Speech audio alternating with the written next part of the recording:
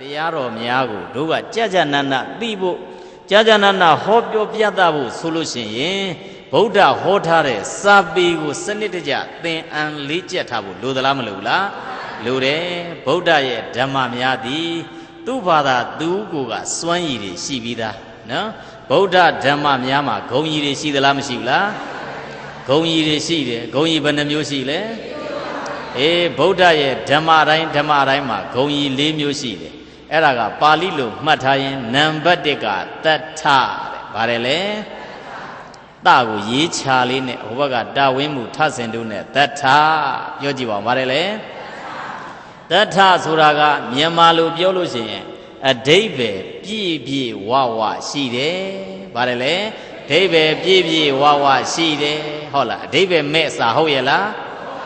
အနတ္တိပဲအပြည့်အဝရှိပြီးသားဟုတ်လားအဲ့ဒါကိုတတ္ထဂုံအဓိပ္ပာယ်စလုံးတိုင်းအဓိပ္ပာယ်ရှိသလားမရှိဘူးလားအဲ့ဒါကိုတတ္ထနောက်တစ်ခုကသဗျင်စနဗါတယ်လေသရာပုပ္ပတ်တိဆောက်ပုံလဲကောင်းသလားမကောင်းဘူးလားကောင်းတယ်ဟုတ်လားကောင်းမြန်းကိုတော့ကိုကစာပေမသိမဲ့သိနိုင်ရလား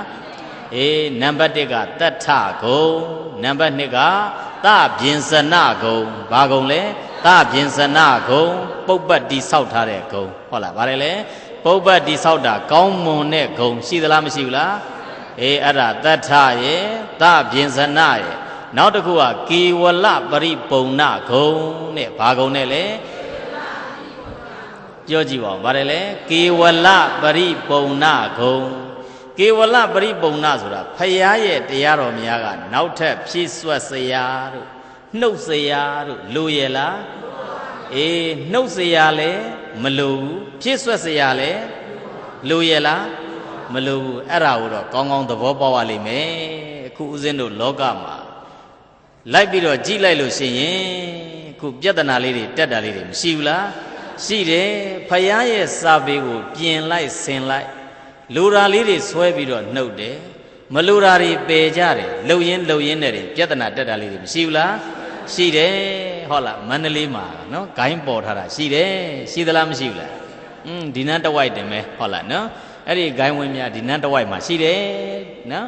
ကောင်းကောင်းသဘောပေါက်နေဖို့လိုတယ်ဗုဒ္ဓရဲ့ဝါဒကိုအသစ်အဆန်းနေမလုတာပဲကောင်းတယ်အသစ်အဆန်းလုရင်ဖရာရဲ့သာသနာကွယ်သလားမကွယ်ဘူးလားဓမ္မဆိုတာကနေရာဘဇုအတွက်ပဲဖြစ်ဖြစ်မှန်နေဖို့လိုသလားမလိုဘူးလားသူ့အတွက်တော့မှန်တယ်သူ့အတွက်တော့မှားတယ်ဒါဒီတရားမဟုတ်သေးဘူးဟုတ်လားနော်ဒီအတွက်မှန်တယ်ဒီအတွက်မှားတယ်ဒါဆိုရင်လည်းတရားမဟုတ်သေးဘူးဟုတ်ရဲ့လားအဲ့ဒါကြောင့်မှန်ပြီးသားဖြစ်နေတဲ့အရာလေးကိုအမှန်တိုင်းလေးထိန်းထားဖို့လိုသလားမလိုဘူးလားဒီနန်းမှာအရေးကြီးတာကစာတက်ပေတက်ဖြစ်သွားရင်လည်းပဲတခါလေအစွန်းရောက်သွားတာမရှိဘူးလားလူတယောက်စစ်မှန်မှန်ဖရာကိုကြည်ညိုတတ်ဖို့ဆိုရင်2မျိုးပြည့်စုံမှရဘယ်နှမျိုးပြည့်စုံရလဲ2မျိုးပြည့်စုံရတယ်နံပါတ်1သရာပြည့်စုံရတယ်နံပါတ်1ဘာပြည့်စုံရသဒ္ဓတရားပြည့်စုံရတယ်နံပါတ်2ကဘာပြည့်စုံရပညာနဲ့ပြည့်စုံရဘာပြည့်စုံရလဲတကယ်စစ်မှန်မှန်ဗုဒ္ဓဘာသာဖရာကိုကြည်ညိုတတ်တဲ့ဗုဒ္ဓဘာသာဖြစ်ဖို့ဆိုရင်ဘယ်နှမျိုးပြည့်စုံရ2မျိုးပြည့်စုံရဘာတွေပြည့်စုံရမလဲသဒ္ဓနဲ့ပညာနော်သဒ္ဓနဲ့ပြည့်စုံရမယ်ပညာနဲ့ပြည့်စုံရသဒ္ဓအားကောင်းပြီးတော့ပညာမရှိရင်ယုံတော့ယုံတယ်တွေ့တာအကုန်ယုံတာပဲအဲ့ဒါမျိုးဖြစ်သလားမဖြစ်ဘူးလားအဲ့ကြတော့ယုံကြည်မှုမရှိဘဲနဲ့ပညာအားကောင်းရင်ဖယားကိုပါဝေဖန်လာပြီးတော့ဖယားကဒါကိုသိမသွားဘူးဒီနဲ့ဖယားကသိမသွားဘူးဆိုဟိုလူတယောက်ပြောသလိုဖြစ်နေနော်မင်းတို့မင်းတနာစရာကောင်းတယ်ဖာလူတာတောက်မသွားရဘူးတဲ့သားနေဟုတ်လားဘာတောက်မသွားရဘူးမင်းတို့မင်းတနာစရာကောင်းတယ်တဲ့ဖာလူတာလေးတောင်တောက်မသွားရဘူးဆိုအဲ့ဒါမျိုးဖြစ်တတ်တယ်ဟုတ်လားဒီမှာလဲသွားပြီးတော့ဟာဖယားဒါကိုမမြင်ဘူးဒါလေးကိုဒီလိုလုံမသွားဘူးဒါဖယားကမမြင်လို့ပဲဖြစ်မယ်တပိညုတဟုတ်မဟုတ်ရဲ့လားငါနဲ့မြန်ဉာဏ်ရှင်လိုက်ငါကမြန်မြင့်နေသလားလို့ဖြစ်တတ်တယ်တရားမပါဘဲနဲ့ပညာအားကောင်းရင်လေအဲ့ဒါမျိုးဖြစ်တတ်တယ်ဖြစ်သလားမဖြစ်ဘူးလားအဲ့ဒါကြောင့်ဘာရေးကြီးတယ်လဲပြောရင်တရားနဲ့ပြည့်စုံရမယ်ပညာနဲ့ပြည့်စုံရတို့သူတော်စင်များခုကိုးကွယ်နာတွေမရှိဘူးလားမျိုးစုံကိုးကွယ်တဲ့အပိုင်းမှာလူတော်များများကတရားအားကောင်းတယ်ပညာအားနည်းတယ်ဘာအားနည်းလဲအဲ့ဒါကြောင့်မို့နတ်ပွဲတွေမှာဝင်ပူးနာတွေပဲမရှိဘူးလား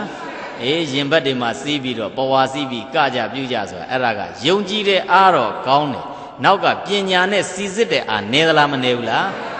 ရှေ့ကမိဘဖြစ်တဲ့ပုဂ္ဂိုလ်ကတော့အရွယ်ကြီးလို့ तू ကတော့အိမ်အောင်ကြာပြီးသားလှုပ်ချင်တာတွေလှုပ်တယ်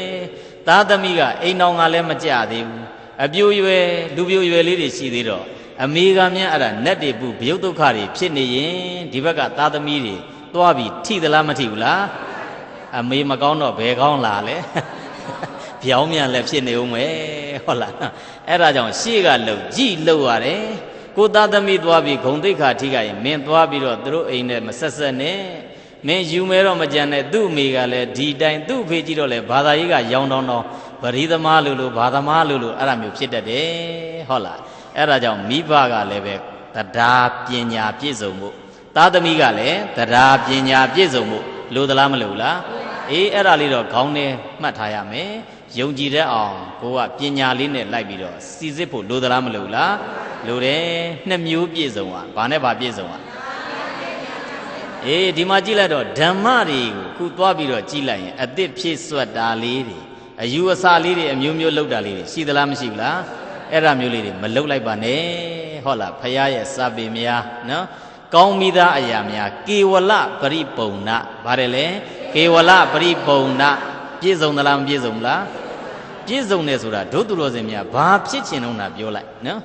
ဘာဖြစ်ချင်တော့နာပြောလိုက်ငရဲကြကျင်သလားရသလားမရဘူးလားရတယ်အကုသိုလ်များများလို့ကြကိုကြတယ်နော်ကြသလားမကြဘူးလားနက်ပြည်သွားခြင်းသလားရသလားမရဘူးလားဘာများများလို့อ่ะကုသိုလ်များများလို့ဒါနများများလို့သီလများများစောင့်တည်ရသလားမရဘူးလားရတယ်နောက်တစ်ခုကတိရစ္ဆာန်ဖြစ်ခြင်းလားရသလားမရဘူးလားရတယ်ပြိတ္တာဖြစ်ခြင်းလားရတာပဲဟုတ်လားဒီလောကထဲမှာရှင်မယားနေခြင်းနဲ့ဗျာတပည့်တော်တို့ကအိမ်အောင်လဲကြပြီးနေခြင်းနဲ့ကောင်းကောင်းမွန်မွန်လဲပဲဟုတ်လားဘဝမှာစံစားခံစားပြီးနေခြင်းနဲ့စနစ်တွေရှိသလားမရှိဘူးလားကဲရှင်မယားစီးပွားရေးလုပ်တယ်ဗျာတပည့်တော်တို့စီးပွားရေးလုပ်တဲ့အပိုင်းမှာဒီဘဝလဲကောင်းစားဖို့နောက်ဘဝလဲကောင်းစားဖို့အတွက်တပည့်တော်တို့လုပ်ခြင်းနဲ့စီးစနစ်လေးတွေပေးပါဗျာရှိသလားမရှိဘူးလားဘယ်နှမျိုးနဲ့ညီအောင်လုပ်လို့ရစီးပွားရေးလုပ်ရအာရောကြမိတ်စေပရမင်္စလာဘံမရှိဘူးလားအေးအဲ့ဒါဗုဒ္ဓနီးကြကတော့စီးပွားရေးစနစ်တကျကောင်းကောင်းမွန်မွန်လုပ်ခြင်းရင်အပြစ်လဲကင်းကျင်လို့ရှိရင်တဲ့ဘာတွေလုပ်ရမလဲပြောရင်နံပါတ်1ကျမ်းမာရေးကောင်းရမယ်တဲ့ဘာကောင်းရကျမ်းမာရေးကောင်းရမယ်တဲ့စီးပွားရေးလုပ်တဲ့စနစ်တွေလည်းပေးသလားမပေးဘူးလားကျမ်းမာရေးကောင်းရမယ်နံပါတ်2ကစီးပွားရေးလုပ်တဲ့ပုဂ္ဂိုလ်ဒီကိုယ်ကျင်တရားကောင်းရမယ်ဘာကောင်းရကိုယ်ကျင်တရားကောင်းရမယ်နောက်နံပါတ်3ကကိုယ့်ထက်ကကြီးတဲ့ပုဂ္ဂိုလ်တွေရဲ့အဆုံးအမကိုခံယူရမယ်တဲ့ဗါတယ်လေကြီးသူတွေရဲ့အဆုံးအမကိုခံယူရမယ်ဘယ်နှမျိုးရ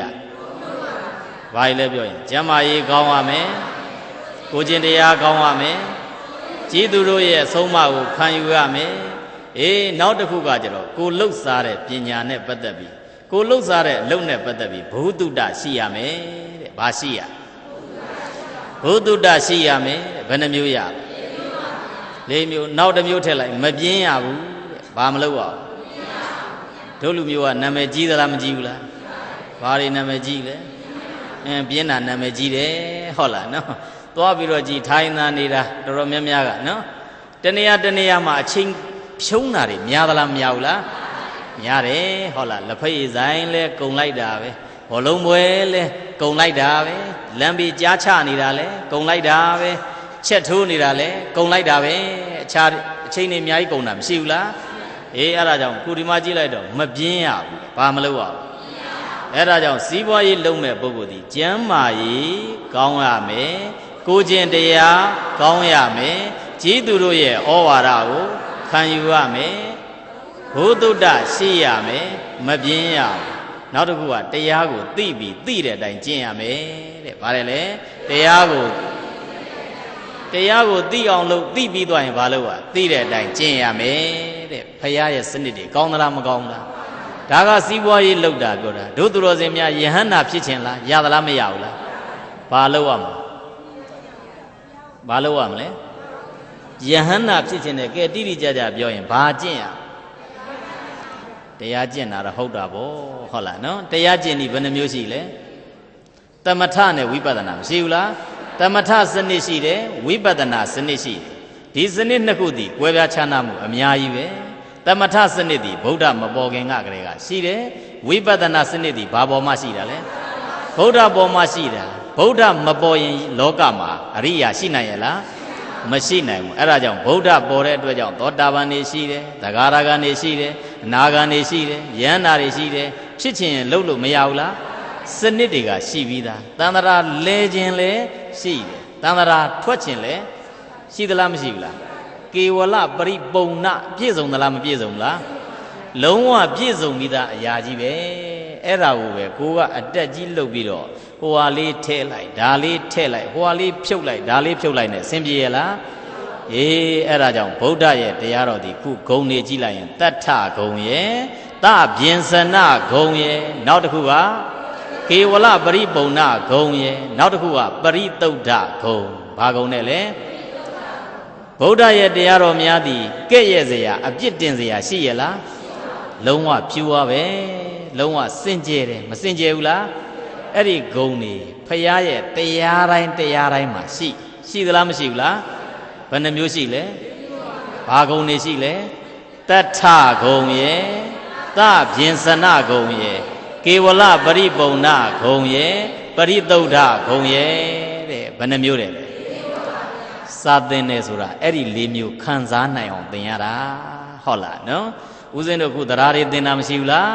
ရှိတယ်တရားတွေသင်ကြတယ်သင်ညိုတွေသင်ကြတယ်ပုတ်တွေဖြတ်ပုံဖြုတ်ပုံပြန်ပြီးတော့တက်ပုံဒါတွေကိုသင်ပေးရအဲ့ဒါသင်ပေးခြင်းဒီဗုဒ္ဓရဲ့စာပေများကိုဖတ်လိုက်ဩတရားရှုတော့မှဒီတိုင်းဩဒါကအဓိပ္ပာယ်ရှုတော့မှဗုဒ္ဓရဲ့တရားဟောပုံကဒီတိုင်းအကုန်လုံးသိအောင်လုပ်သလားမလုပ်လားအေးအဲ့ဒါကြောင့်ဒီ၄မျိုးကိုသိအောင်ဦးဇင်းတို့စာသင်ရသလားမသင်ရဘူးလားသင်နေရတယ်အဲ့ဒါကြောင့်တရားတော်တိုင်းမှာဒီဂုံအင်္ဂါတွေမရှိဘူးလားအဲ့လို့ဆိုတော့ဒီတရားတော်တွေကိုကြကြနနသိဖို့ဆိုရင်ဉာဏ်လိုတယ်ဘာလိုလဲဉာဏ်လိုတယ်အဲ့ဒီဉာဏ်တွေကဘာဉာဏ်တွေလိုသလဲလို့ပြောရင်ဟုတ်လားဘုန်းကြီးတစ်ပါးစာတက်တယ်လို့ပြောတဲ့အပိုင်းမှာစာပေလေးကိုဟိုနန်းကယူလိုက်ဒီနန်းကယူလိုက်နဲ့ယူတတ်ယုံနဲ့တင်စာတက်ပေတဲ့ဘုန်းကြီးမဟုတ်ပါဘူးတဲ့ဘာမဟုတ်ဘူးလဲစာတက်ပေတဲ့ဘုန်းကြီးမဟုတ်ဘူးစာတက်ပေတဲ့ဘုန်းကြီးဆိုရင်ဒီဉာဏ်၄ပါးနဲ့ပြည့်စုံရတယ်တဲ့ဘယ်နှပါးနဲ့ပြည့်စုံရဉာဏ်၄ပါးနံပါတ်1ကအခရဂောတန်လဉာဏ်တဲ့ဘာဉာဏ်နဲ့လဲအခရဂောတန်လဉာဏ်ပြောကြည့်ပါဦးဘာဉာဏ်နဲ့လဲအခရဂောတန်လဉာဏ်ဆိုတာအခရာလေးများတိဆောက်ထားပုံကိုသိတဲ့ဉာဏ်မရှိဘူးလားအေးအဲ့ဒါကိုဘာဉာဏ်လဲအခရဂောတန်လဉာဏ်ပြောကြည့်ပါဦးဗါတယ်လေနောက်နံပါတ်2ဉာဏ်ကြတော့ဗဒဂောတန်လဉာဏ်တဲ့ဘာဉာဏ်နဲ့လဲဗဒဂောတန်လဉာဏ်ကြတော့ပုပ္ပတ်များတိဆောက်ပုံဘာတွေတိဆောက်ပုံလဲအေးပုဒ်ဒီပတ်ဒီအခရာတွေတိဆောက်ပုံကိုသိတဲ့ဉာဏ်အဲ့ဒါကိုဘာလို့ပြောလဲဗဒဂောတန်လဉာဏ်ဘယ်နှမျိုးရဘာတွေတဲ့လဲအခရဂောတန်လဉာဏ်ဗဒဂောတန်လဉာဏ်အဲ့ဒီတဲ့ပို့ပြီးတော့အဆင့်မြင့်သွားတာကြောင့်ဝကြဂောတန်လဉာဏ်တဲ့ဗါတယ်လေဝကြဂောတန်လဉာဏ်ဝကြများတိဆောက်ထားတယ်အဲ့ဒီတိဆောက်ထားတဲ့အရာများကိုခြုံငုံသုံးသပ်တာဒီဝကြတွေကိုအစိတ်စိတ်အမွှာမွှာခွဲတာဖြုတ်တာဖြတ်တာတက်တာအဲ့ဒါမျိုးသိတဲ့ဉာဏ်ကိုဘာဉာဏ်လဲဝကြဂောတန်လဉာဏ်တဲ့ဘယ်နှမျိုးရပြောကြည့်ပါဦးဗါတယ်လေအခရဂောတန်လဉာဏ်ဗဒဂောတန်လဉာဏ်ဝကြဂောတန်လဉာဏ်နောက်တစ်ခုကကြတော့ဝိနိစ္စယဂောတန်လဉာဏ်တဲ့ဗါတယ်လေအေးအဆုံးအဖြတ်ချတဲ့အပိုင်းမှာကျွမ်းကျင်တဲ့ဉာဏ်နော်ဆုံးဖြတ်ချက်ချမှုမှာကျွမ်းကျင်တဲ့ဉာဏ်လိုသလားမလိုဘူးလားအေးအခရာလေးတွေတွေ့တိုင်းဖျားဟောကြည့်တယ်လို့ရလားမရဘူးဒီအခရာလေးတွေဒီပုတ်လေးတွေဒီဝကြလေးတွေဒီဖျားဟောစစ်မှုမစစ်မှုမှန်မှုမမှန်မှုဒီစာတက်ပေတက်ဘုန်းကြီးရှိမှအဲ့ဒါကိုဆုံးဖြတ်နိုင်တာနှမို့စဉ်ဆုံးဖြတ်နိုင်ရဲ့လားမဆုံးဖြတ်နိုင်ဘူးအဲ့ဒါကြောင့်ဉာဏ်ဘယ်နှပါးနဲ့ပြည့်စုံမှတကယ်စာတက်တကယ်စာတက်ပေတက်ဘုန်းကြီးဆိုဘယ်နှပါးနဲ့ပြည့်စုံရဘာတွေပြည့်စုံရလဲ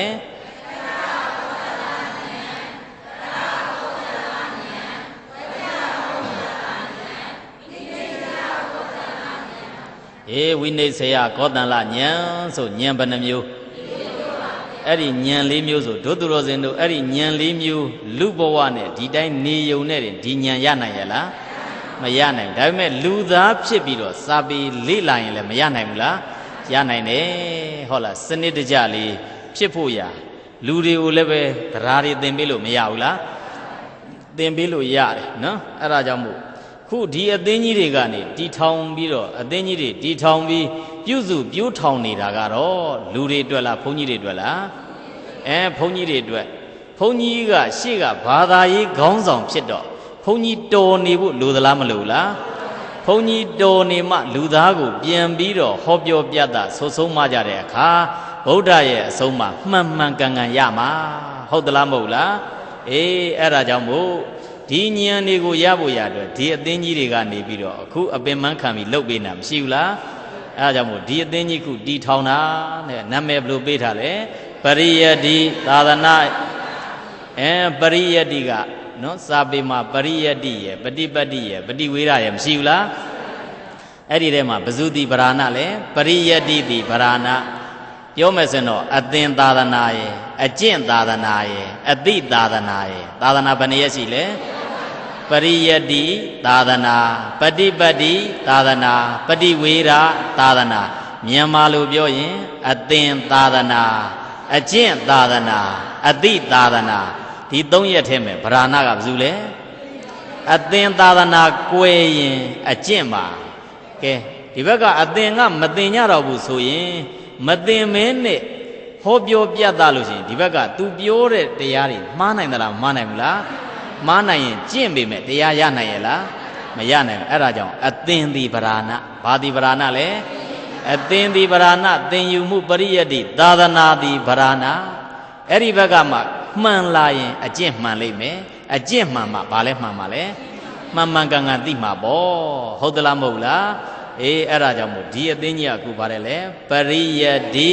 သာသနာဟိတအဲ့ဒါပရိယတ္တိကစာပေသင်ကြားခြင်းသာသနာကတော့သာသနာဟိတကဘာလဲအစီအပွားအဲ့ကြတော့ပရိယတ္တိသာသနာကိုချီးမြှောက်တဲ့အသင်းလို့ပြောလို့မရဘူးလားပရိယတ္တိသာသနာကိုကြီးပွားအောင်လုပ်တဲ့အသင်းပေါ့ဘယ်ခုနှစ်ကတည်ထောင်လဲ1260နဲ့1260ခုနှစ်ဘယ်လောက်ကလဲ1200နဲ့60ခုနှစ်ကနေပြီးတော့စပြီးတော့တည်ထောင်တယ်ဘယ်မြို့မှာတည်ထောင်လဲဒီမန္တလေးမြို့မှာတည်ထောင်ခဲ့တယ်ဟုတ်လားအဲ့တော့ကမိုးရာဆရာတော်သာသနာပိုင်ဆရာတော်ကြီးဘယ်သူတဲ့လဲအရှင်သူဇာတဟုတ်လားနော်ဥသူဇာတသာသနာပိုင်ဆရာတော်ကြီးနဲ့ဒီဘက်ကအခု26လမ်းမှာရှိတဲ့ဥထွန်းရဲ့အိမ်မှာနော်ဒီအသင်းကြီးကိုစဖွဲ့စည်းခဲ့တာဆိုင်းနှမ်းမှာရှိတယ်နော်ဥထွန်းရဲ့အိမ်မှာစပြီးတော့ဖွဲ့စည်းခဲ့တယ်ဆရာတော်ဘက်က18ပါးတောင်အဲ့တော့ကပင့်တာဘယ်နှပါးပင့်လဲ18ပါးပင့်ပြီးတော့အဲ့ဒီအိမ်မှာပဲဒီအသင်းကိုဖွဲ့စည်းရဘာကြောင့်လဲလို့ပြောလို့ရှိရင်အဲ့ဒီအခါကအုပ်ချုပ်နေတဲ့ပုဂ္ဂိုလ်ဒီဘယ်သူတွေအုပ်ချုပ်အင်္ဂလိပ်ဆိုရအုပ်ချုပ်နေတာဟုတ်လားဒီသီဘောမင်းပါတော်မူတော့ဘယ်နှခုနှစ်မှာသီဘောမင်းပါတော်မူသွားလဲ1249ခုဟုတ်လားဘယ်တော့ကလဲ1249ခုနှစ်မှာသီဘောမင်းပါတော်မူသွားတယ်သီဘောမင်းပါတော်မူသွားပြီးတဲ့နောက်မှာဒီမှာအုပ်ချုပ်ကြတဲ့ပုဂ္ဂိုလ်များကအင်္ဂလိပ်ဆိုရလုံးဝ British လက်အောက်ကိုကြာသွားတယ်ကြာသွားတဲ့အခါသူတို့ကနေပြီးတော့သူတို့ဘာသာတရားကိုတအားလည်းပဲရိုက်ပြီးတော့သွင်းတယ်အပေါ်စည်းကလည်းပဲအုပ်ချုပ်ထားတာမရှိဘူးလားအဲ့လိုရှိတဲ့အခါကျတော့တဖြည်းဖြည်းနဲ့ဘုန်းကြီးရန်နေရဲ့လောကဘဝကစောက်တရားမဲ့သွားတယ်အုပ်ချုပ်ထားတဲ့ပုဂ္ဂိုလ်ကလည်းပဲကိုယ်ဘာသာဝင်မဟုတ်တော့မဟုတ်တဲ့အခါကျတော့တချို့ဘုန်းကြီးတွေကအဲ့ချိန်မှာစာတက်ပေတက်တွေဒီဘယ်ပြန်ကြလဲပြောတော့သူတို့ရဲ့မူရင်းဖြစ်တဲ့ကြေးရွာလေးတွေကိုပြန်ကြတယ်ဟုတ်လားကြေးရွာတွေကိုပြန်ကြအဲ့ဓာတွေကိုမြင်နဲ့ဆရာတော်ဖရာများနဲ့တကားတော်အမြင်ကျဲကျဲတို့ဒီစုပေါင်းပြီးတော့မလုပ်တာလေဒီအသင်းကိုတီထောင်တာဒီအသင်းတီထောင်လိုက်တော့တို့နိုင်ငံသူတစ်ပါးရဲ့လက်အောက်ကျပြီးဘယ်နှစ်နှစ်မြောက်လဲ73နှစ်ဘယ်နှစ်နှစ်လဲ73နှစ်မြောက်မှာဒီအသင်းစပြီးတော့ပေါ်လာတယ်ငါကစာမိုးဝဲရှိရလားမရှိဘူးဟုတ်လားစာမိုးဝဲရဲ့လို့အကြီးကျယ်ကြာကြာနာနာမရှိဘူးဒီအသင်းကနေစပြီးတော့ဒီတိုင်းဆိုရင်တော့သာသနာကွယ်ကုန်လိမ့်မယ်သာသနာရည်ရှိတည်နိုင်အောင်ဆိုပြီးတော့သာသနာတည်ဖို့ရာအတွက်တို့အသင်းတစ်သင်းလိုအပ်တယ်ဒီမှာအသင်းတည်ထောင်ပြီးတော့စာမိုးဝဲများကိုစနစ်တကျနဲ့ ကြာကြာနာနာအည်သွေးရှိအောင်လုပ်မယ်ဆိုတဲ့ရည်ရွယ်ချက်တွေနဲ့ဒီအသင်းကိုတီထောင်ပြီးတော့လာလိုက်ကြတာခုနှစ်ပေါင်း100မကျော်ဘူးလားအေးနှစ်ပေါင်း100ကျော်သွားတယ်အဲ့ဒါကြောင့်100ကျော်တဲ့အလျောက်အောင်မြင်မှုတွေလည်းရသလားမရဘူးလားအောင်မြင်မှုတွေရတယ်ဒီနားမှာဒုသူတော်စင်တို့ကနည်းနည်းမိတ်ဆက်ပေးနေတာကအသင်းတစ်စိတ်နဲ့ပတ်သက်ပြီးနည်းနည်းလေးမိတ်ဆက်ပေးခြင်းတယ်နော်အသင်းတစ်စိတ်တွေ့လားဘာလေးတွေလှုပ်ထားလဲဟောသမင်ကတော့ပါတာပေါ့ဟုတ်လားနော်အောက်ဆုံးမှာဘာလှုပ်ထားအောက်ဆုံးကဘာလဲဘောကျယ်လေးတွေပါဖျားမလို့နဲ့အဲ့ဒါရေလေးတွေလှုပ်ထားတာဟုတ်လားအောက်ဆုံးကရေအောက်ဆုံးကဘာလဲရေရဲ့အထက်ကိုကြည်လိုက်ဘာရှိလဲဘာရှိလဲကံပေါင်းယူအဲ့ဒီအပေါ်မှာကြည့်လိုက်ဘာရှိလဲဘာလေးရှိလဲလှေလေးမလှုပ်လိုက်နဲ့ဘာလေးရှိတာလဲကြာလေးရှိတာနော်အောက်ဆုံးကရေရဲ့အထက်မှာကြာအဲ့ဒီရဲ့အထက်ကနေဘာလေးရှိလဲပလင်ရှိတယ်ဘာရှိလဲပလင်ရှိတယ်ပလင်ရဲ့အထက်မှာဘာလေးရှိလဲမလှုပ်သေးနဲ့ဟုတ်ပါသေးတယ်စัจ जा ရှိတယ်ဘာရှိလဲစัจ जा ရှိတယ်အဲ့ဒီရဲ့အထက်မှာဘာရှိလဲထီးတော်ရှိတယ်အဲ့ဒါဗုဒ္ဓဘာသာရဲ့သရုပ်ပဲဟုတ်လားဘာရဲ့သရုပ်လဲဗုဒ္ဓဘာသာရဲ့သရုပ်အစအဆုံးကြည့်လိုက်ရင်အောက်ဆုံးကရေအဲ့ဒီအပေါ်မှာကြာအဲ့ဒီရဲ့နဘေးကပလင်အဲ့ဒီပလင်ပေါ်မှာဘာစိုက်ထားလဲထီးစိုက်ထားတယ်အဲ့ဒီရဲ့အောက်ကအခုရှိနေလေးကစัจ जा လေးဘယ်နှခုရှိလဲ3ခုရှိတယ်အဲ့ဒါအဓိပ္ပာယ်အပြည့်အဝနဲ့လှုပ်ထားတာနဘေးမှာကျတော့သမင်လေးဘယ်နှကောင်2ကောင်ရှိနော်ဒီမှာကြည့်လိုက်တော့ရေတဲ့ဘာကိုရင်ဆုံးပြတာရေဒီဘာကိုကိုစားပြုပฏิပတ်တိသာသနာကိုကိုစားပြုတာဘာကိုကိုစားပြုတာပฏิပတ်တိသာသနာကိုကိုစားပြုတာရှင်မရတပည့်တော်တို့လှုပ်တာကပရိယတ်ဖေယဘယ်နဲ့ကြောင့်ပฏิပတ်သွားကိုစားပြုတာလဲလို့ပြောရင်တို့လိုပရိယတ္တိဆိုတဲ့ဒီလိုကံပေါင်ယူကောင်းကောင်းရှိမှဒီလိုရေတီမှာလို့ပြတာနော်ဒီလိုအသင်းကြီးလို့ဘာရှိမှလဲကံပေါင်ယူခိုင်ငိုင်မာမာရှိမှဘာတီမှလဲရေတီမယ်တဲ့တကယ်လို့သာကံပေါင်ယူကိုတို့သူတော်စင်များမပြင်းမစင်မဲနဲ့နှစ်တည်ကြာလာလို့အဲ့ဒီကံပေါင်ယူကနဘေးကနေပေါက်ထွက်မယ်ပဲ့မယ်ဆိုရင်ရေတွေမထွက်နိုင်ဘူးလားနည်းနည်းလေးကံပေါင်ယူပဲ့ရင်နည်းနည်းလေးပြင်ဖို့လိုသလားမလိုဘူးလားကံပေါင်ယူတောင့်တင်းခိုင်မာနေတယ်ဆိုလို့ရှိရင်အထဲထဲကရေတီသလားမတီဘူးလားတို့လိုပရိယတ္တိသာသနာဟိတအသင်းကြီးတွေရှိနေမှဒီလိုရေတီမယ်တဲ့အဲ့ဒီရေအပေါ်ကဘာလေးပေါက်နေလဲကြာပန်းလေးပေါက်နေအဲ့ဒီကြာပန်းကဘာကိုကိုစားပြုပฏิဝေဒသာသနာကိုကိုစားပြုတာဘာကိုကိုစားပြုလဲပฏิဝေဒကိုစားပြုတယ်ဒီလိုကြာပန်းလေးတွေပေါက်နိုင်ခြင်းဒီအောက်ကဘာရှိလို့လဲရေရှိလို့ရေတီနိုင်ခြင်းဒီကံပေါင်ယူရှိလို့အဆင့်စင်မရှိဘူးလားအဲ့ဒါကြောင့်မို့ဒီထဲမှာလိုက်ကြည့်လိုက်ကြာရဲ့ရေရဲ့ကံပေါင်ရဲ့မရှိဘူးလားကဲအဲ့ဒီထဲမှာသွားပြီးတော့ဒီကံကိုခုမျက်စိထဲမှာဖော်ပြီးတော့ကြည့်လိုက်ပေါ့ရေကံကလည်းနဘေးမှာကံပေါင်ယူကလည်းကောင်းကောင်းရေကလည်းပဲအထဲထဲမှာရှိတယ်ကြာပန်းလေးတွေနဲ့အဲ့ဒီကံตายရသလားမตายရဘူးလားตายရတယ်ဒီထဲမှာကံပေါင်ကံရဲ့အလှလေးနည်းနည်းလေးပြက်ချင်လို့ရှိရင်ပေါ်မှာရှိနေတဲ့ကြာသာနှုတ်ထားလိုက်ရေသာနှုတ်ပြလိုက်ကံလှသေးလားမလှတော့ဘူးနော်အဲ့ဒါမျိုးတဆင့်တဆင့်အလှဖြတ်မယ်ဆိုရင်ကြာတယ်အမြန်ပြက်စေခြင်းလို့ရှိရင်ဘယ်ဟာကိုဖြတ်ချလိုက်ရင်အကုန်ပြက်မလဲကံပေါင်ယူသာဖြတ်ချလိုက်ရင်ရေလဲထွက်လာလိမ့်ရေထွက်လာရင်ဘာမတည်တော့ဘူးလဲကြာမတည်တော့ဘူးအဲ့ဒါကြောင့်အသင်းကြီးကသူတို့အသင်းကြီးသည်ကံပေါင်ကြီးဘာကြီးလဲပရိယတ္တိသာသနာဟိတအသင်းသည်ဘာကြီးလဲဒီကံပေါင်ကြီးရှိနေရင်ထဲထဲမှာဘာရှိနိုင်လဲရေရှိနိုင်တယ်အဲ့ဒီရေရှိနိုင်အပေါ်မှာဘာရှိနိုင်လဲကြာရှိနိုင်တယ်တဲ့အဲ့ဒါကကိုစားပြုတာတစ်ခုနဲ့နောက်တစ်ခုကပလင်ပြထားတယ်ဘာပြတာပလင်ပြထားတယ်အဲ့ဒီပလင်ကိုလှုပ်တဲ့အပိုင်းမှာအတွန့်တက်တွေတွန်းပြီးတော့မလှုပ်ပါနဲ့တဲ့ဒီပလင်မှာသူတို့ကတတ်မှတ်ထားတာရှိတယ်ပလင်မှာ8ဆင့်ပဲထားရတယ်ဘယ်နှဆင့်လဲပလင်မှာ8ဆင့်အဲ့ဒီမှာဘယ်နှဆင့်လှုပ်ထားလဲ ဒီမှာဘယ်နှဆင့်လဲဘယ်နှဆင့်လဲမူရင်းဘယ်နှဆင့်ရှိရမှာလဲ8ဆင့်ပြည့်အောင်လုပ်ရမယ်ဟုတ်လားနော်မူရင်းအသင်းရဲ့ရည်ရွယ်ချက်ထဲမှာကျတော့8ဆင့်ဘယ်နှဆင့်လဲအဲ့ဒါကဘာကိုကိုစားပြုထားတာလဲပြောရင်ဗုဒ္ဓသာသနာကြီးတစ်ခုလုံးမှာကိုစားပြုတာကမဂ်ခင်8ပါးဘာ8ပါးလဲမဂ်ခင်8ပါးကိုကိုစားပြုတာဘာကိုကိုစားပြုလဲမဂ်ခင်8ပါးဘာတွေလဲသမ္မာဒိဋ္ဌိသမ္မာသင်္ကပ္ပသမ္မာဝါစာသမ္မာကမ္မန္တသမ္မာအာဇီဝသမ္မာဝါယေမသမ္မာတတိသမ္မာသမာဓိမဂ်ခင်ဘယ်နှပါး8ပါးဒီမဂ်ခင်8ပါးရှိနေသေးသမျှဒီကမ္ဘာလောကကြီးမှာအရိယာမရှိနိုင်ဘူးလားရှိနိုင်တယ်အဲ့ဒီစနစ်ကိုဘယ်သူပေးသွားလဲဖယားပေးသွားတာဖယားရဲ့ရှေ့ကမဂ်ခင်8ပါးဟောနိုင်တယ်လို့ရှိလားမရှိဘူးဖယားပေါ်လာမှဖယားရှိလာမှမဂ်ခင်8ပါးကိုဟောနိုင်တာအဲ့ဒါကြောင့်မဂ်ခင်8ပါးတိုင်ကျင့်သုံးဖို့လိုသလားမလိုဘူးလားအဲ့ဒါကြောင့်မဂ်ခင်ဘယ်နှပါးကိုကိုစားပြုပြီးပလင်ထည့်ထားတာလဲမဂ်ခင်8ပါးဆိုတာကအနှစ်ချုပ်လိုက်လို့ရှိရင်တော့သီလသမာဓိပညာဘာကိုကိုစားပြုလဲသီလသမာဓိပညာအဲ့ဒါကြောင့်ဗုဒ္ဓဘာသာမှာဒါ step 3ခုပဲသီလကိုကျင့်တရားကောင်းအောင်လုပ်တာသမာဓိဘာလုပ်တာစိတ်တည်ကြည်အောင်လုပ်တာနောက်တစ်ခုကသီလသမာဓိပညာကဘာလုပ်တာလဲဉာဏ်ပညာတွေတစ်စင်းနဲ့မြင့်သွားအောင်မလုပ်ဘူးလား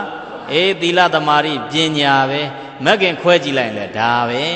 ဟုတ်လားသီလသမာဓိပညာအဲ့ဒါကြောင့်မဂ်ခင်8ပါးကိုပူဇော်ပြုပြီးတော့ပလင်ထည့်တာဘာထည့်တာလဲအဲ့ဒီရဲ့အထက်ကိုကြည့်လိုက်တဲ့အခါကျတော့စัจ जा လေးတွေမရှိဘူးလားစัจ जा လေးဘယ်နှခုလောက်တာအဲ့ဒီ3ခုကကျတော့ပိဋက3ဘုံနဲ့ဘာ3ဘုံလဲပိဋက3ဘုံကဘာတွေလဲဝိနည်းသုတ်တံအဘိဓမ္မာပြောကြည့်ပါဦးဘာလဲလဲဝိနည်းသုတ်တံအဘိဓမ္မာအဲ့ဒါကိုလွယ်မှတ်ထားရင်ဝိနည်းဆိုတာကစီကံတွေကိုပြဘာတွေကိုပြအဲ့ဒီစည်းကမ်းတွေကိုဘယ်သူတွေလိုက်နာကျင့်သုံးရမှာလဲပြောရင်ယဟန်တန်ဃာများမကျင့်သုံးပါဘူးလားကျင့်သုံးရမယ်အဲ့ဒါဝိနည်းသည်စည်းကမ်းပဲအဲ့ဒီရဲ့နောက်ကသုတ်တံတွေကြတော့အနှစ်ချုပ်ပြောရင်နီလန်းတွေစုပေါင်းထားတာဘာတွေစုပေါင်းထားဘာနီလန်းတွေလဲပြောရင်လူတွေဒီတယောက်နဲ့တယောက်ဇယိုက်တူရဲ့လားမတူဘူးတချို့ကရာဂဇယိုက်တချို့ကဒေါသဇယိုက်မောဟဇယိုက်ဗုဒ္ဓိသရာဒါမျိုးတွေမရှိဘူးလားအဲ့ဒီဇယိုက်အမျိုးမျိုးကွာနေတဲ့သရဝါတွေကိုဖယားတရားဟောတော့လောဘဇယိုက်အားကြီးတဲ့ပုဂ္ဂိုလ်လောဘငြိမ်းချောင်းမဟုတ်လားဟောတယ်အဲ့ဒါကြောင့်မို့သုတ်တံဆိုဒီမှာနီလန်းတွေကိုစုပေါင်းထားတာဘာတွေကိုစုပေါင်းနီလန်းတွေကိုစုပေါင်းထားတယ်ဝိနည်းသည်စီကံသုတ်တံသည်နီလန်းအဘိဓမ္မာကြတော့သဘောတရားဘာတရားလဲဘယ်ရဲ့သဘောတရားလဲပြောရင်ဖယားရဲ့လူတော်ရလောကလိုက်ပြီးတော့ကြည့်လိုက်ရင်လူဆိုတာရှိရလားဘာပဲရှိလဲရုပ်နဲ့နာမ်ပဲရှိတယ်အဲ့ဒီရုပ်ရဲ့သဘောတရားနာမ်ရဲ့သဘောတရားရုပ်ရဲ့မတည်မြဲမှုနာမ်ရဲ့မတည်မြဲမှုဖြစ်ပြီးရင်ပြတ်တည်မြဲတဲ့အရာရှိလားအဲ့ဒီယုံနာတို့ရဲ့သဘောတဘာဝတွေကိုပြဖို့ရအတွက်ဘယ်ဟောရလဲအဘိဓမ္မာပိဋကအဲ့ဒါကြောင့်အဘိဓမ္မာပိဋကကိုလေ့လာရင်ရုပ်ရဲ့သဘောတရားနာမ်ရဲ့သဘောတရားကိုသိရလိမ့်မယ်သုတ်တန်တွေကိုဖတ်ရင်ဘာတွေကိုသိရမလဲနီလန်းတွေကိုသိရမယ်ဝိနည်းကိုဖတ်ရင်ဘာတွေသိရအဲ့ဒါကြောင့်အနှစ်ချုပ်လိုက်ရင်ဝိနည်းသည်စီကံသုတ်တန်သည်နီလန်းအဘိဓမ္မာသည်သဘောတရားအဲ့ဒီ3ခုကိုရည်ညွှန်းပြီးဘာလုပ်ထားလဲဘာလို့စัจ जा လေးနဲ့ကိုစားပြုလဲလဲနေဖို့လိုတယ်ပြိတ္တရေဘာလို့လဲလဲနေဖို့လိုတယ်လဲတယ်ဆိုတာကပတ်ပြီးစားနေတာမဟုတ်ဘူးဟုတ်လားနော်လဲနေဖို့လိုသလားမလိုလားဒီပိဋကတ်တော်များသည်တဏှာတဲ့တဲပြီးငြိမ်ပြီးနေလို့မရနော်ခုဦးဇင်းတို့ရဲ့ဆရာတွေပိဋကတ်တွေတက်တယ်ဦးဇင်းတို့ကိုပြန်ပေးလိုက်တယ်ဒါလဲသွားတာဦးဇင်းတို့ကနေတစ်ဆင့်နောက်ထပ်ပြန်ပေးတယ်ဒါသည်လဲသွားတာနောက်တစ်ဆင့်ကနေပြန်ပြီးတော့ပို့တယ်လဲသလားမလဲဘူးလားအဲ့ဒါမျိုးအမြဲတမ်းလှဲ့နေဖို့ရလိုတယ်လှဲ့နေတယ်ဆိုတာကလည်းသာသနာ့ဘောင်နေပြီးအလုတ်လုံးမှလဲမှာဟုတ်လားဘာမှလဲမှာလဲ သာသနာပေါင်း6သားပဲတို့စားရပြီးတာပဲအိမ်ဦးမပဲဒီလောက်နဲ့ရရလားမရဘူးလူတွေကလှူကြတန်းကြတယ်ဦးဇင်းတို့ကအလှခံစားတော့တယ်ပြီးသွားရင်သာသနာတောင်းအတွက်လှုပ်တယ်ကိုသိထားတာကိုပြန်ပြောပြတယ်အဲ့ဒါကြောင့်စัจ जा လေးနဲ့ကိုစားမပြူဘူးလားအဲ့ကြောင့်စัจ जा လေးဖြစ်နေဘူးလို့သလားမလို့လားဒီနန်းမှာတို့ဟိုအီတာလီယန်ဖုန်းတော်ကြီးဥလောကနာထကပြောသွားတာရှိတယ်ရေဆိုတာစီးနေမှတန့်တာတဲ့ဘာမှတန့်တာတဲ့ရေတွေများတာတော့မှန်တယ်မစီးပဲနဲ့များနေအဲ့ဒီရေတန့်ရလားမတန့်ဘူးဘာဖြစ်နေအဲ့ဒါကြောင့်စัจ जा လေးများလို့ဦးဇင်းတို့လဲလဲပြီးတော့နော်အမြဲတမ်းတန့်အောင်လဲနေဖို့လိုသလားမလိုဘူးလားအမြဲတမ်းစီးဆင်းဖို့လိုသလားမလိုဘူးလားအဲ့ဒါ generation to generation ပေါ့မျိုးဆက်တစ်ဆက်ကနေတစ်ဆက်ကနေတစ်ဆက်ဆက်လက်ဆင့်ကမ်းပြီးတော့စီးဆင်းပြီးနေအောင်လုပ်ဖို့လိုသလားမလိုဘူးလားလိုတယ်အဲ့ဒါကြောင့်စัจ जा လေးကိုစားပြုတာဘာကိုကိုစားပြုလဲပိဋက3ဘုံကိုကိုစားပြုတာဘာကိုကိုစားပြုပိဋက3ဘုံကိုကိုစားပြုတယ်အဲ့ကြတော့နောက်ဆုံးရှိနေတယ်ဘာတဲ့တော့ထီးတော်အဲ့ဒါဗုဒ္ဓဘာသာရဲ့ပန်းတိုင်ဖြစ်တဲ့အရဟတဖို့တနည်းအားဖြင့်ပြောရင်နိဗ္ဗာန်ကိုကိုစားပြုတာဘာကိုကိုစားပြုအရဟတဖို့အထိရောက်သွားတဲ့ပုဂ္ဂိုလ်သည်နိဗ္ဗာန်ချမ်းသာခံစားရသလားမစားရဘူးလား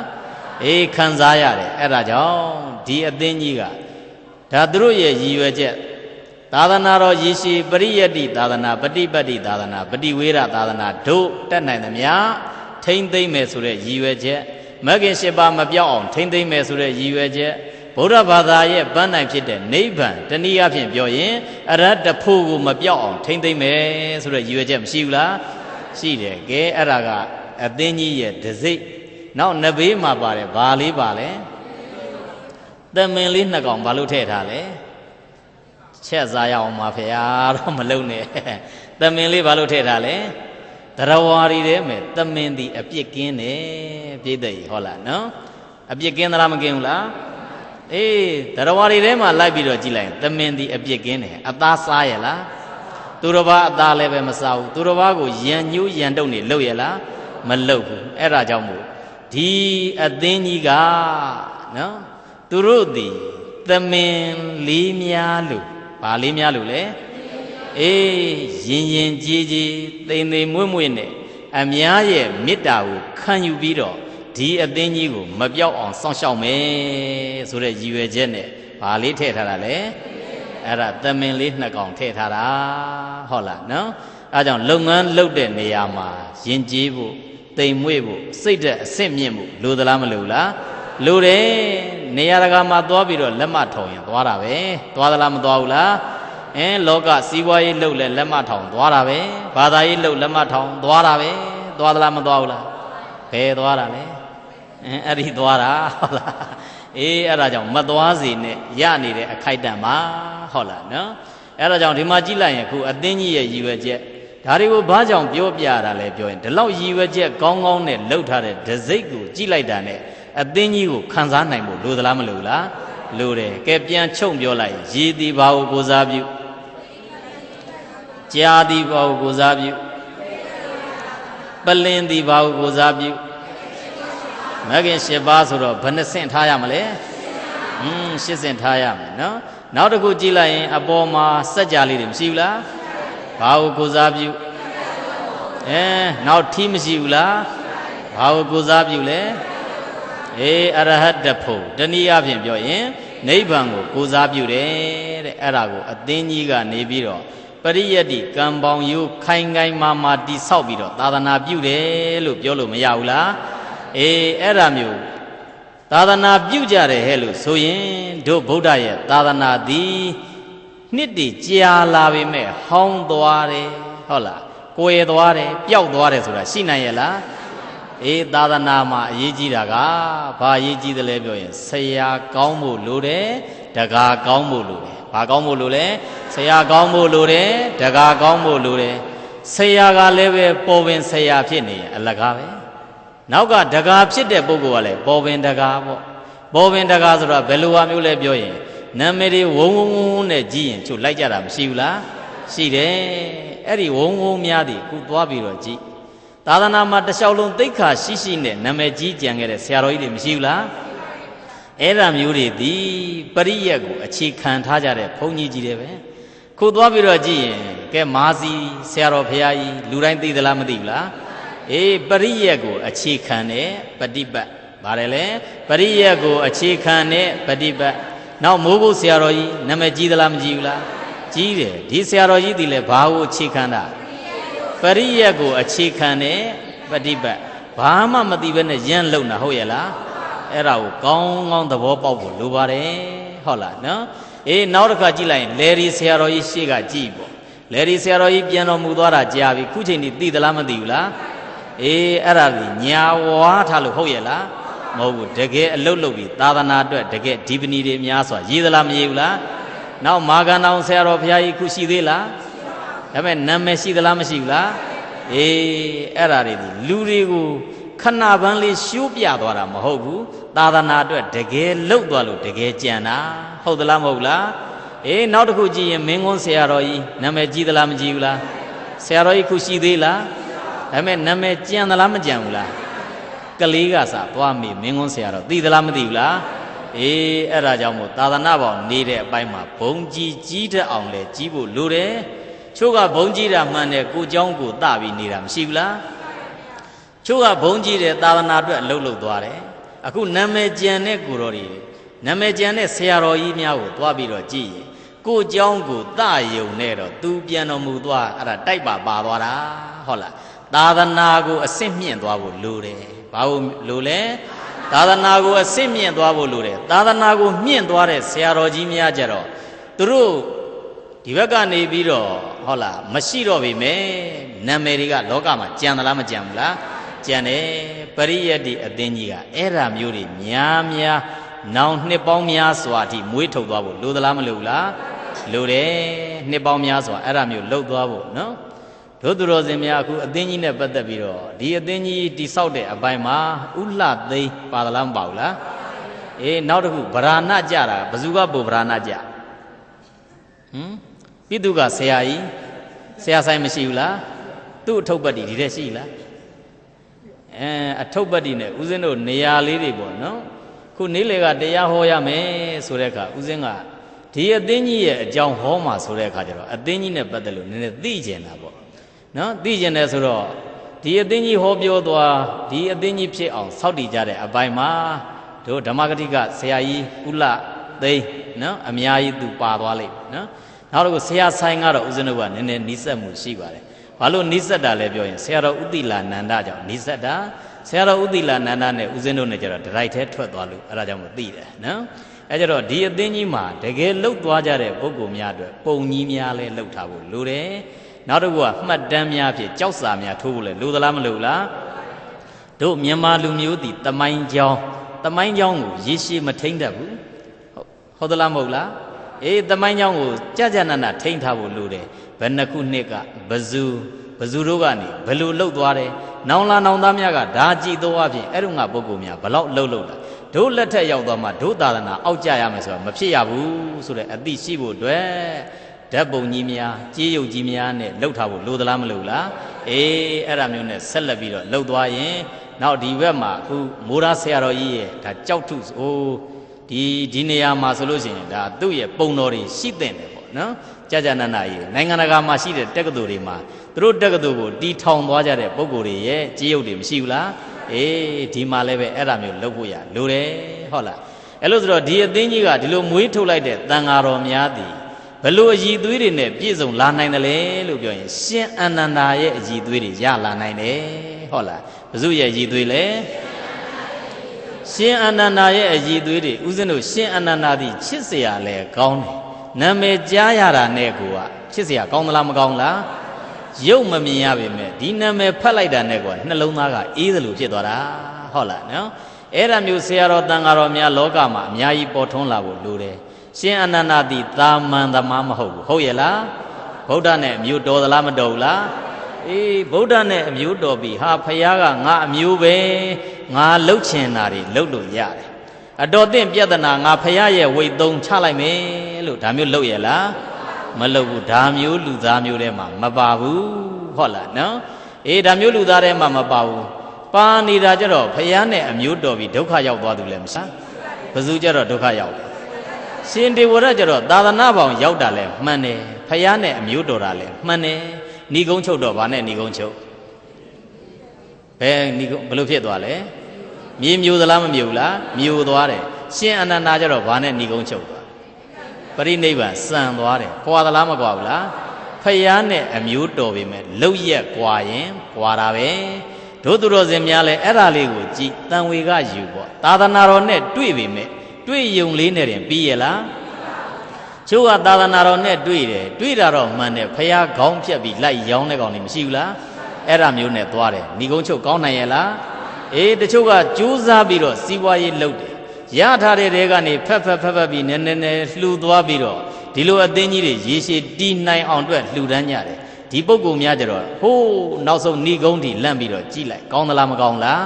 အေးအဲ့ဒါကြောင့်မို့ရှင်အနန္ဒာလိုလူမျိုးတွေအများကြီးပေါ်ဖို့ရလိုတယ်တဲ့ရှင်အနန္ဒာမှာဘလို့စွမ်းရည်တွေရှိနေတယ်လေလို့ပြောရင်ရှင်အနန္ဒာမှာစွမ်းရည်5မျိုးရှိတယ်ဘယ်နှမျိုးရှိလဲတနည်းအားဖြင့်ပြောရင်တော့ရှင်အနန္ဒာရတဲ့ဧဒရက်ဘယ်နှမျိုးရှိလဲ5မျိုးပါပဲအဲ့ဒီစွမ်းရည်5မျိုးနံပါတ်1ရှင်အနန္ဒာဟာဘဟုတုတရှိတယ်ဘာရှိလဲဘဟုတုတရှိတယ်ရှင်အနန္ဒာမှာအဲ့ဒီတုတမရှိဘူးလားအဲ့ဒီတုတအပြည့်အဝရှိတယ်သာသနာပေါင်းနေကြတာတော့မှန်တယ်သာသနာပေါင်းမှာဘုတုတမရှိရင်အဲ့ဒီသာသနာရှေ့ရောက်ရဲ့လားမရောက်ဘူးခုကဘာနဲ့ပတ်ပြီးသာသနာပြုကြတဲ့အပိုင်းမှာမြန်မာရန်တော်များသည်နောက်ကြသလားမကြဘူးလားအေးအဲ့ဒါနောက်ကြတာဒီဘာလဲပြောရင်စာပေဖတ်ကြတဲ့အပိုင်းမှာတစ်ဖက်သေးနဲ့မရဘူးသူတစ်ပါးရဲ့သာသနာပြုနည်းတွေပါဖတ်ဖို့လိုသလားမလိုဘူးလားအေးဟိန္ဒူဘာသာသာသနာဘလို့ပြုတယ်လဲခရစ်ယာန်ဘာသာကသာသနာဘလို့ပြုတယ်လဲအစ္စလမ်ဘာသာကဘလို့သာသနာပြုတယ်လဲ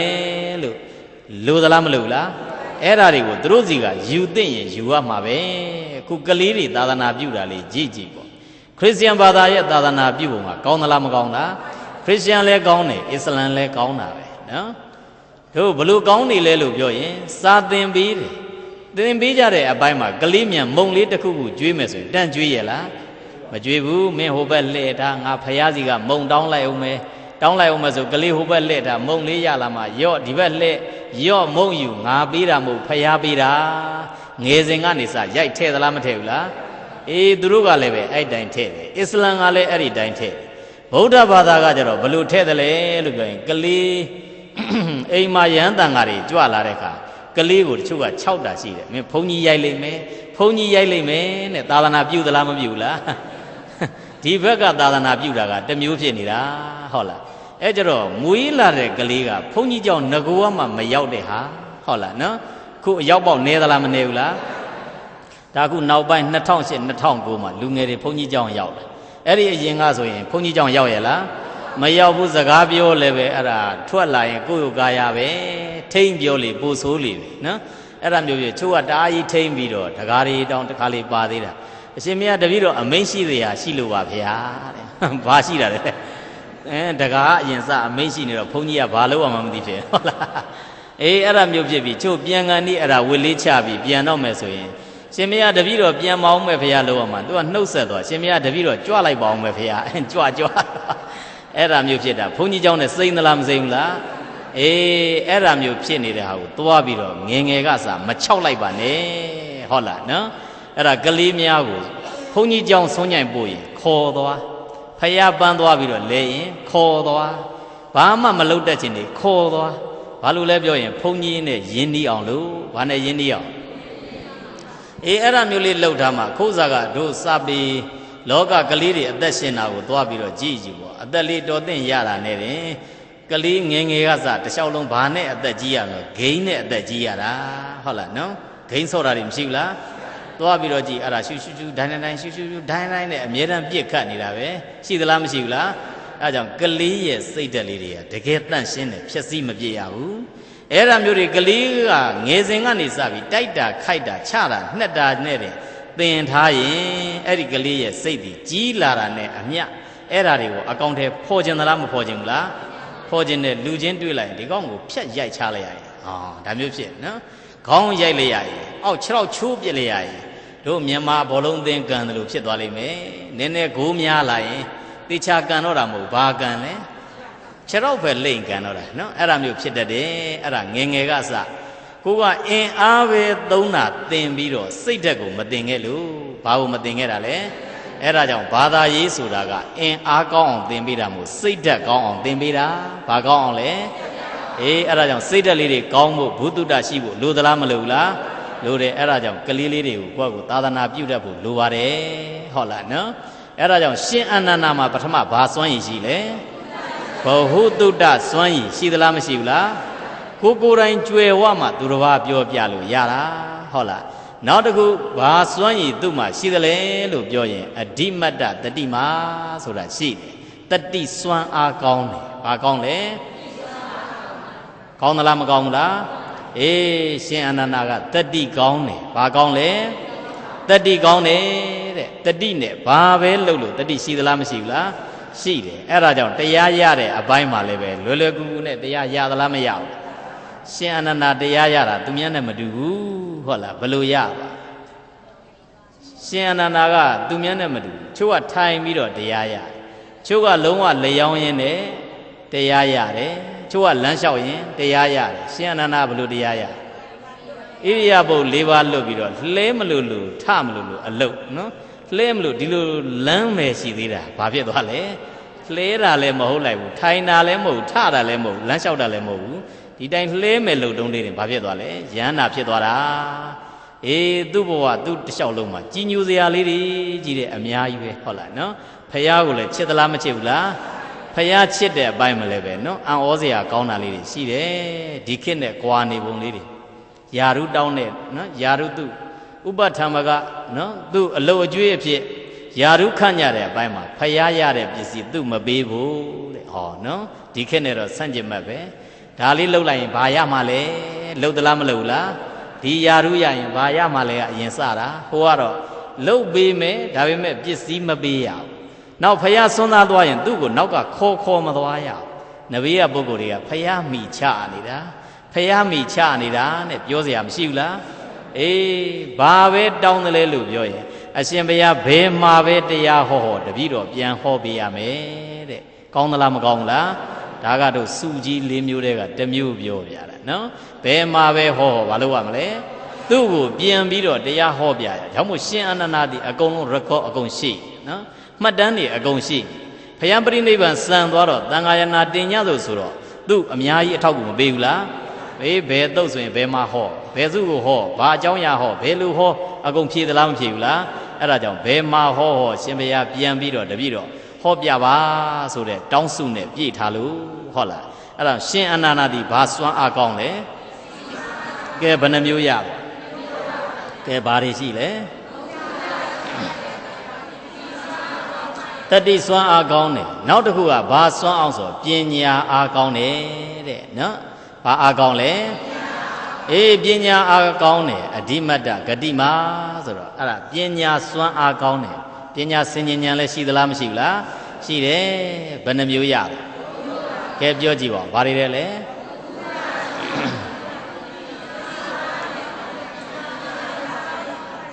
ဘယ်နှမျိုးရှိသွား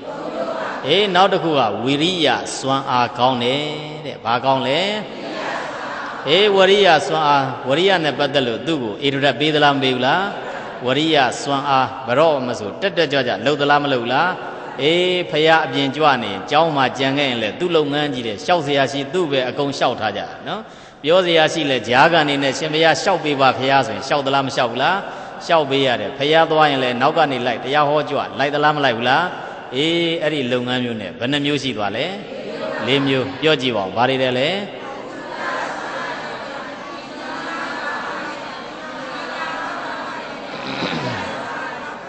အေးနောက်တစ်ခုကဖယားကိုလှုပ်ကြွေးတဲ့နန်းမှာတူမတူအောင်စွမ်းအားကောင်းတယ်ဟုတ်လားနော်ဖယားကိုလှုပ်ကြွေးသလားမလှုပ်ကြွေးဘူးလားလှုပ်ကြွေးတယ်ပြိဋိဘံစံတိထိအနိကပြုစုသွားတာဟုတ်လားနော်အေးဒီနန်းလေးမှာလိုက်ပြီးတော့ကြည့်လိုက်အခုရှင်အနန္ဒာသည်စွမ်းရည်ဘယ်နှရက်လဲ9ရက်ကဲပြောကြည့်ပါဦးဗါတယ်လဲ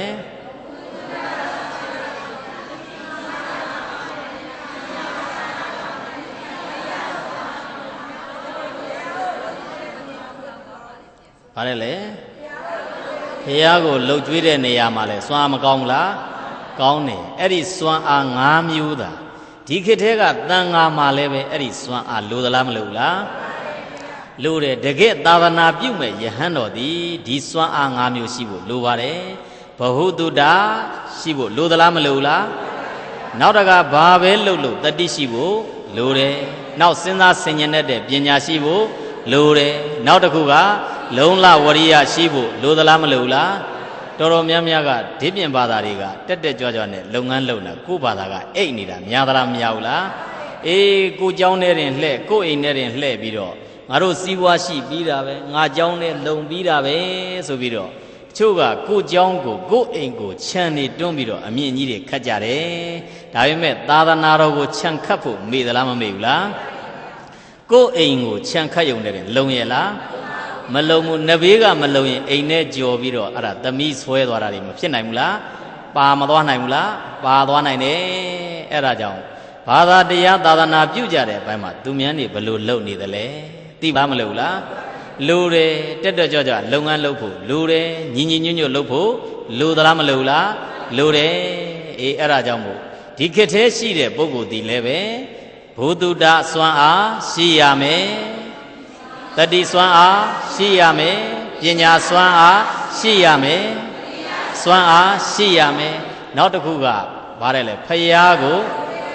လှုပ်ကြွေးနိုင်ရမယ်ဆိုတာသာသနာတော်ကိုအလှုပ်ကြွေးပြုနိုင်ရမယ်ဘာကိုသာသနာဝန်တန်းဆိုတာသာသနာတော်ရဲ့တာဝန်ကိုထမ်းလို့ဘာလို့ခေါ်လဲသာသနာဝန်တန်းအဲ့ဒါမျိုးမဟုတ်ဘဲနဲ့သာသနာတော်ကြီးကကိုယ်ဝန်နေထမ်းနေရရင်ဟုတ်သေးလားအေးကိုနေတဲ့အတွက်ကြောင့်မို့သာသနာတော်ဘလောက်သိက္ခာတက်တယ်လဲဘလောက်ဂုဏ်ရှိတယ်လဲငါအသက်ရှင်နေခြင်းဒီသာသနာအတွက်ဘလောက်အကျိုးများတယ်လဲလို့ကိုပြန်ပြီးတော့သုံးသက်ဆင်ခြင်ဖို့လိုသလားမလိုလားလူကလည်းပဲအဲ့ဒီတိုင်းဘုန်းကြီးကလည်းပဲ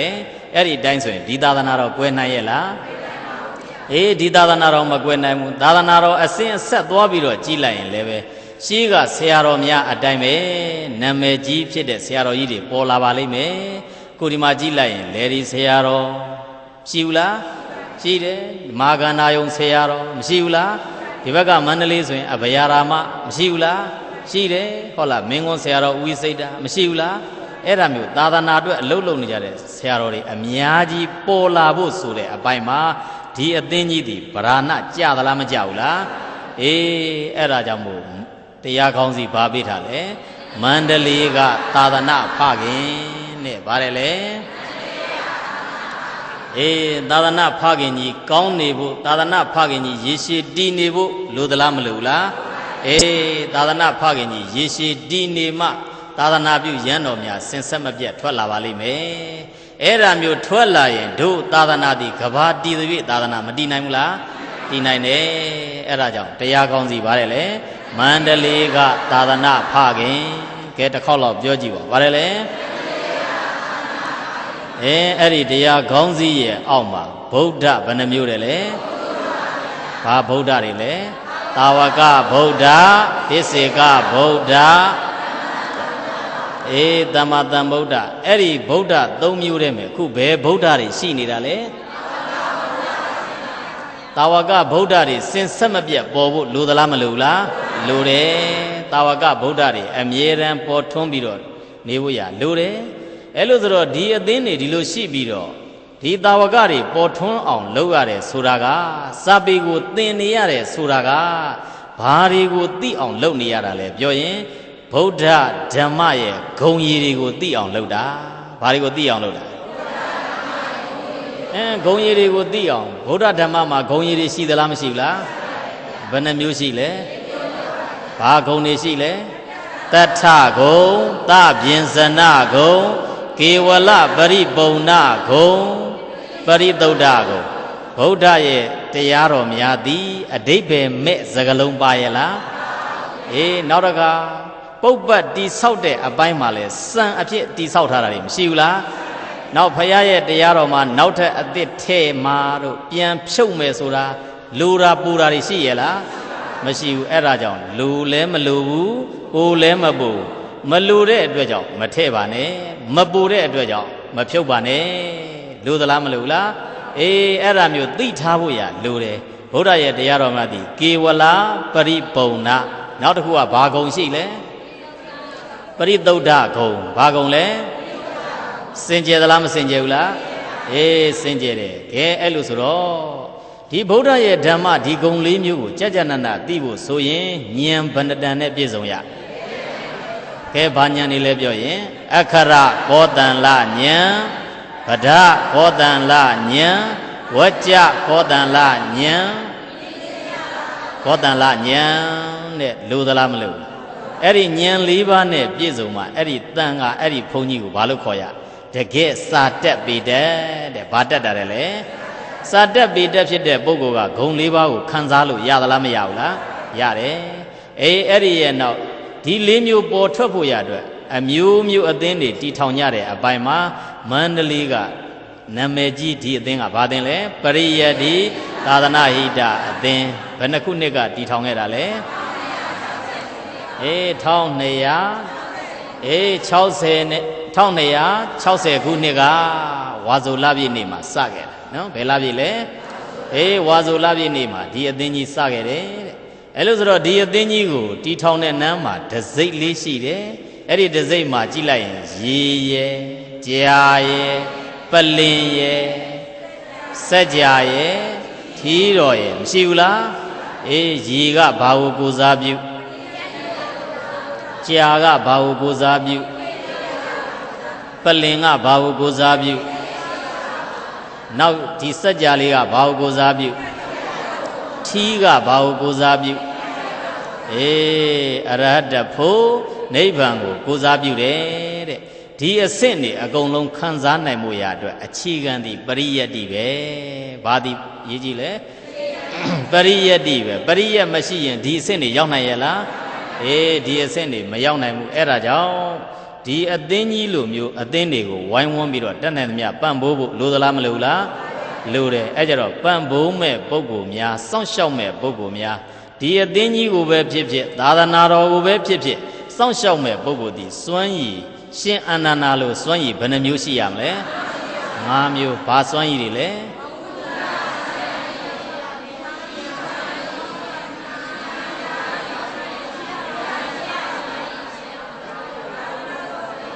သာသနာတော်ကို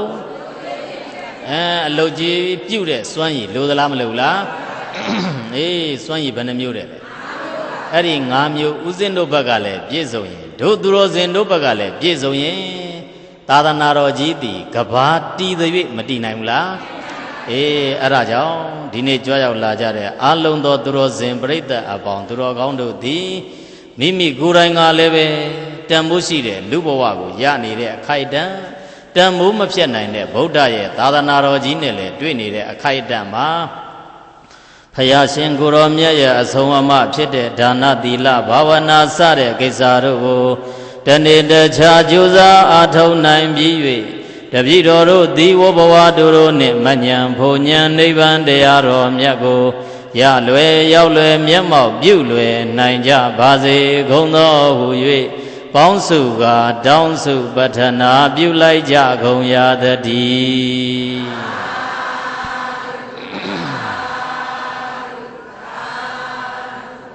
ကဲဦးဇင်းကတစ်ခေါက်ဆိုပေးမယ်တို့သူတော်စင်များက၃ခေါက်စီဆိုရမယ်ဗုဒ္ဓသာသနာနေရောင်ဝါရှေးကြလင်းစေသော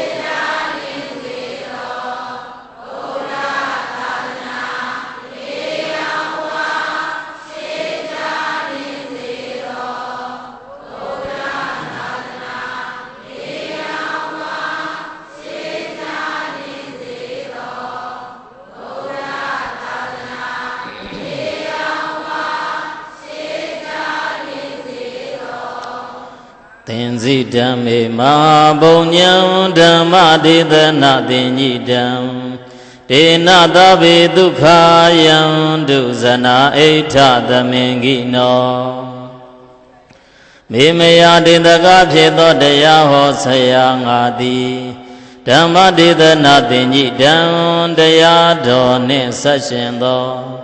ယမဟာဘုံညံအကျဉ်ဓမ္မဒါနာတရားအလူကိုပေးလူရခြင်းတည်ဟုသောပုံညကရိယာကုသိုလ်ထူကို တင်စီတံတရားလူလာအမျိုးကောင်းသာအမျိုးကောင်းသမီးအပေါင်းသူတော်ကောင်းတို့နှင့်စုပေါင်း၍ဖြည့်ဆည်းပူလိုက်ရပါပေပြီဒုံမေပိတရားချစ်ခင်စိတ်ကောင်းဝင်ကြကုန်သောသင်သူတော်စင်ပရိသတ်အပေါင်းသူတော်ကောင်းတို့သည်လည်းပဲယမဟာဘုံညံအကျဉ်ဓမ္မတဝနာတရားတော်ကိုကြားနာရခြင်းတည်းဟုသောဘုံညကရိယာကုသိုလ်ထူကိုသင်စီတံကောင်းစွာမသွေဖြည့်ဆည်းပူလိုက်ရပါပေပြီဒေနာထိုသို့စီပုဓမ္မဒါနဓမ္မတဝနာဘုံညကရိယာကုသိုလ်ထူကြောင့်သဗ္ဗေလူအယယနအဖျားပြာယမမကျွင်ခပင်ဥဒ္ဒုံအလုံးစုံကုန်သောတတ္တသူငါကသတ္တဝါမှန်သမျှအနန္တတို့သည်ဣဋ္ဌသမင်္ဂီနောမိမိတို့လိုလားတောင်းတကြတဲ့ဣဋ္ဌမင်္ဂလာဖြာဖြာတို့နှင့်ပြည့်စုံကြကုန်သည်ဖြစ်၍ဒုက္ခယံဒုယနေ့ကသနိဗ္ဗာန်ရသည်ဘဝတိုင်အောင်ကျမ်းဉဏ်မာမာချမ်းဉဏ်သာသာရှိတော်မူနိုင်ကြပါစေကုန်သတည်းသာဓုသာဓုသာဓုဒီကနေ့သူကြောင့်ပဲတော်မြန်မာမိသားစုတို့မှာပြော